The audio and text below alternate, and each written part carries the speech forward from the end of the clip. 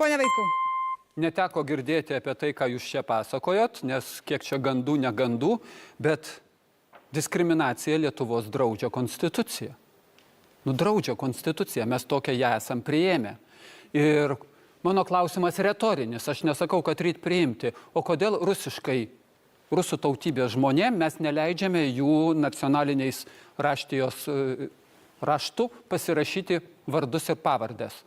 Kodėl leidžiam vienai tautai, neleidžiam kitai? Atsakymo iš šito jūs neturėsite. Aš šitą suprantu. Kodėl Lietuvoje kitų tautybių, kurių yra nedaug, neleidžiate taip pat pasirašyti? Jūs nusprendėte, kad diskriminacija nusispjauti, jinai yra galima. Ir tą pastoviai įvairiais būdais jūs traktuojate. O aš sakau, Lenkai, Lietuvoje gyvenantis, tokie patys Lietuvos žmonės ir patriotai, kaip ir lietuviai, taip kaip ir rusai čia gyvenantis. Ir jeigu jie nori savo vaikus mokyti lenkiškai ar rusiškai, mes privalome leisti. Leidžiam?